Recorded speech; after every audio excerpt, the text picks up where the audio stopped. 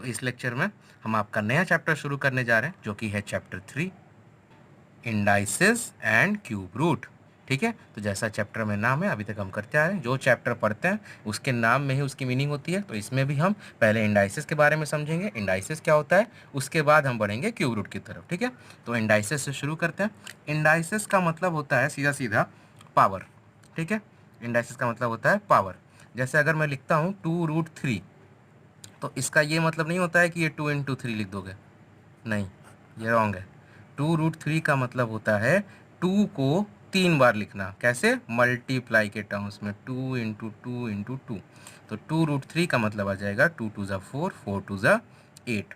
2√3 का मतलब, सॉरी 2√3 नहीं, ये 2 की पावर 3 है। 2 की पावर 3 का मतलब होता है 2 × 2 × 2, मतलब 2 को 3 बार लिखना। किसके टर्म्स में? मल्टीप्लाई के टर्म्स में। अगर इसी तरह मैं लिखूँ 3√2, सॉरी 3 की पावर 2, ठीक है, तो इसका मतलब होता है 3 को 2 बार लिखना मल्टीप्लाई के टर्म्स में। तो ये हो जाएगा 3 × 3 = 9। तो ये होता है आपका इंडाइसिस। इंडाइसिस का मतलब क्या होता है? इंडाइसिस का मतलब होता है पावर। ठीक है, तो ये आप लोग को आइडिया भी होगा, इसीलिए मैं थोड़ा सा रिवाइज करा रहा हूँ। अब हम इसके बाद बढ़ेंगे हमारे लॉज ऑफ इंडाइसिस के बारे में। ठीक है, कुछ कुछ लॉज हैं जिनकी हेल्प से हम इंडाइसिस के प्रॉब्लम्स को सॉल्व करते हैं। ठीक है, तो आप देखते हैं कौन कौन से लॉज हैं। लॉज ऑफ इंडाइसिस, पहला लॉ है ए की पावर m मल्टीप्लाई बाई ए की पावर n। जब देखो इसका मतलब क्या होता है, जब आपका बेस, ये होता है बेस। अच्छा, एक चीज़ और है, एक पावर में अगर ये की पावर m है ना, तो ये होता है आपका बेस, इसको बेस बोलते हैं और इसको बोलते हैं पावर। ठीक है, तो ये आपको याद रखना है, मैं बेस और पावर के टर्म्स में ही बात करूंगा। तो ये होता है बेस, जिस नंबर बेस, अब इसमें एग्जांपल में देखो ये हमारा बेस है। ठीक है, जो नंबर रिपीट होगा उसको बोलेंगे बेस, और जितनी बार रिपीट होगा वो हो जाता है उसका पावर। ठीक है, तो जो नंबर रिपीट होगा वो होगा बेस, और जितनी बार रिपीट होगा पावर। उसी तरह से 3 की पावर 2 में 3 हो जाएगा हमारा बेस, और 2 2 बार रिपीट हो रहा है इसलिए 2 हो जाएगा उसका पावर। ठीक है, तो इसीलिए यहाँ पे देखो ए की पावर m मल्टीप्लाई बाई ए की पावर n। जब भी आपको ऐसा कोई टर्म मिले तो इसका मतलब होता है ए की पावर m प्लस n। ठीक है, ए की पावर m प्लस n। तो अगर इस लॉ के मिले, एक एग्जांपल लेता हूँ। मान लेते हैं अगर आपको कोई नंबर दे दे कि 5 की पावर 7 इंटू 5 की पावर 8 को आप मल्टीप्लाई करो और आंसर बताओ, तो आप क्या करोगे? क्या आप 5 को 7 बार लिखोगे, फिर इसको 5 को 8 बार लिखोगे, फिर सबको मल्टीप्लाई करोगे तो आंसर लाओगे? नहीं। इसीलिए ये लॉस बने होते हैं ताकि आपका वर्किंग ईजी हो जाए। देखो ए और ए मतलब बेस सेम होना चाहिए। क्या बेस सेम है?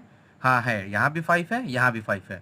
उसके बाद m और n मतलब पावर डिफरेंट होना चाहिए। क्या पावर डिफरेंट है? 7 × 8, पावर 7 और 8 ये भी डिफरेंट है, और इंटू का मतलब इंटू। ठीक है, तो ये हो जाएगा a की पावर m इंटू a की पावर n। तो इसका मतलब होता है a की पावर m प्लस n। ठीक है, तो ये क्या हो जाएगा आपका 5 की पावर 7 + 8 15। ठीक है, ऐसे सॉल्व होगा।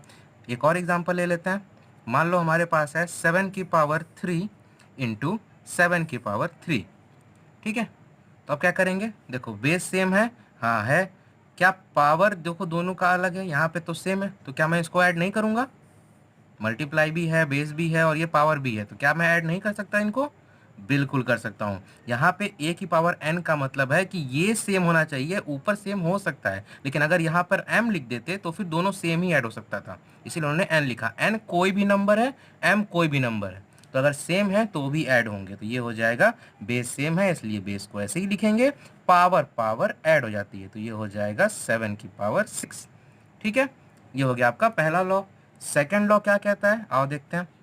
सेकेंड लॉ है a की power m divide by a की पावर n। ये हो जाएगा a की पावर m माइनस n।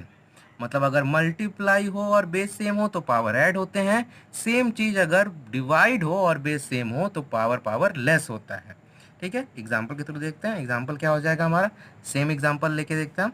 5 की पावर 7 डिवाइड बाय 5 की पावर 8, तो ये क्या हो जाएगा 5।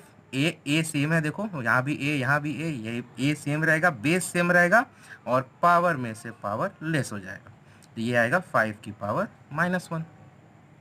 ठीक है। सेकेंड एग्जाम्पल भी आपको दिखाता हूँ सेम, 7 की पावर 3 डिवाइड बाई 7 की पावर 3, सेम एग्जाम्पल यहाँ। तो क्या देखो ए सेम है, हाँ 7 7 सेम है, एम और एन अलग है, यहाँ पे सेम है, तो क्या माइनस नहीं करेंगे, करेंगे। यहाँ पर एम मतलब कोई भी नंबर, यहाँ पर एन मतलब कोई भी नंबर, बेस सेम होना चाहिए। तो मेन हमारा बेस है, बेस सेम है तो कर सकते हैं। तो देखो बेस सेम है तो 7 की पावर 3 माइनस 3 ये हो जाएगा 7 की पावर 0। ठीक है, अभी आगे पढ़ेंगे, इसका भी एक फॉर्म प्रॉपर्टी आता है वो आपको आगे बताऊंगा मैं। ठीक है, थर्ड आइडेंटिटी क्या है, थर्ड आइडेंटिटी है इसकी a इंटू बी की पावर m। इसका क्या मतलब होता है, देखो ब्रैकेट, देखो जैसा मैंने बताया था अभी ब्रैकेट के टर्म्स में है ना ये, तो a यहाँ पर m के साथ पावर में a भी आएगा और m पावर में b भी आएगा। तो क्या मतलब होता है इसका, ये जो m का पावर है वो ब्रैकेट के अंदर जितने भी टर्म होंगे सबको लगेगा। यहाँ पे दो टर्म है तो ये हो जाएगा a की पावर m इंटू बी की पावर m। तो क्या ये यहाँ पे आपको ये प्रॉपर्टी दिख रही है, इसको ऐड कर दो ना, a की पावर a b की पावर m कर देते हैं, ठीक है, हो जाएगा ना। नहीं, यहाँ पे देखो बेस यहाँ पर सेम है, ए है तब ये दोनों ऐड हुआ है। यहाँ पर देखो बेस अलग है, पावर भले सेम है एम और एम, लेकिन बेस यहाँ पर अलग है। ठीक है, यहाँ पर ए है यहाँ पे बी है, तो ये आगे सॉल्व नहीं होगा। आप एग्जांपल लेके देखते हैं, हम एग्जांपल लेते हैं 3 इंटू 2 की पावर 7, तो इसका मतलब होता है 3 की पावर 7 इंटू 2 की पावर 7। ठीक है, ये हमारी है तीसरी आइडेंटिटी। चौथी आइडेंटिटी क्या बोलती है, चौथी आइडेंटिटी बोलती है a की power 0 is equal to 1। a की पावर 0 कोई भी नंबर हो, कोई भी नंबर, हाँ 17 की पावर 0 इसका मतलब होता है 1। कोई भी नंबर की पावर अगर 0 है तो उसका मतलब होता है 1। तो उसी तरह से देखो यहाँ हमारा 7 की पावर 0 आया था ना, तो इसका मतलब हम इस यहाँ पे इसको 1 लिख सकते हैं।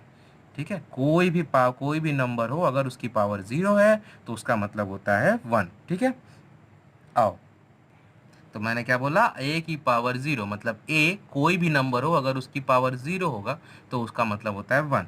तो कोई भी नंबर हो मतलब अगर मैं 0 ले लूँ तो, अगर 0 की पावर 0 लिखूँ तो 0 की पावर 0 तो आंसर 0 आना चाहिए, है ना। नहीं, 0 की पावर, ये आइडेंटिटी याद रखो, ये a यहाँ पर कोई भी नंबर है, हाँ तो कोई भी नंबर में 0 भी आता है, तो 0 की पावर 0 भी 1 ही होगा। ठीक है, तो ये आपकी 4 आइडेंटिटी हैं। आगे आके की तीसरी पांचवी आइडेंटिटी और भी आगे हम पढ़ेंगे। ठीक है, तो अपने पांचवी आइडेंटिटी की तरफ बढ़ते हैं। हमारी पांचवी आइडेंटिटी क्या बोलती है, देखो a की पावर माइनस m, अगर कोई भी नंबर a हो अगर उसकी पावर अगर निगेटिव हो तो उसका मतलब होता है 1/a की पावर m। क्या बोला मैंने, कोई भी नंबर a हो अगर उसकी पावर नेगेटिव हो, कितना भी पावर हो, m मतलब कोई भी नंबर, तो अगर उसकी पावर नेगेटिव हो तो उसका मतलब होता है 1/a की पावर m। माइनस की पावर का मतलब होता है 1/। ठीक है, एग्जाम्पल ले लेते हैं, एग्जाम्पल में हम ले लेते हैं 3 की पावर -4 इज इक्वल टू 1/3 की पावर 4। ठीक है, तो इसका मतलब है कोई भी नंबर अगर उसकी पावर निगेटिव है तो उसका मतलब होता है 1/a की पावर m, 1/ उस नंबर का जो पावर है। छठी आइडेंटिटी क्या बोलती है, छठी आइडेंटिटी बोलती है a की पावर m ब्रैकेट में n, a की पावर m ब्रैकेट में n, मतलब ऑलरेडी ब्रैकेट के अंदर एक नंबर है उसके ऊपर पहले से पावर है और ब्रैकेट के बाहर भी एक पावर है। तो इसमें क्या करेंगे हम, इसमें हम a की power m into n, power power यहाँ पर मल्टीप्लाई होता है, तो m इंटू n का मतलब होता है a की पावर m n।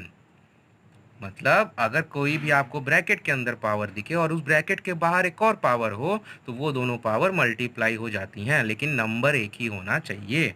तो अब देखते हैं इसका एग्जांपल, इसका एग्जांपल क्या होगा, मान लेते हैं 8 की पावर 4 ब्रैकेट में पावर 3, 8 की पावर 4 ब्रैकेट के अंदर है ये और बाहर हमारे पास है पावर 3, तो इसका क्या मतलब होगा, इसका मतलब होता है 8 की पावर 4 इंटू 3 और 8 की पावर 4 3 ज़ा 12।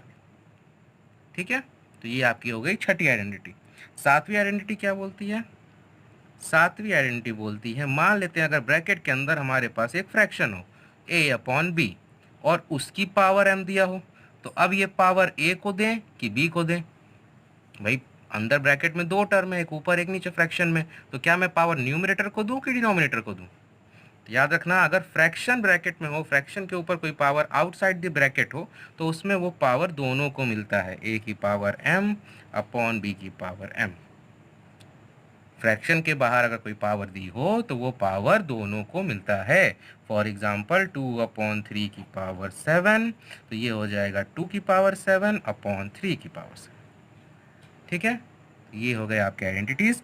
एक लास्ट आइडेंटिटी बचती है हमारी, जो कि है a अपॉन बी। जैसे यहाँ पे a के पावर माइनस था, तो वही मान लो फ्रैक्शन हो और फ्रैक्शन के ऊपर नेगेटिव पावर हो, तो सेम फिफ्थ आइडेंटिटी ऐसा है ना, यहाँ पे नंबर था, नंबर के ऊपर नेगेटिव पावर, यहाँ पे फ्रैक्शन है, फ्रैक्शन के ऊपर नेगेटिव पावर।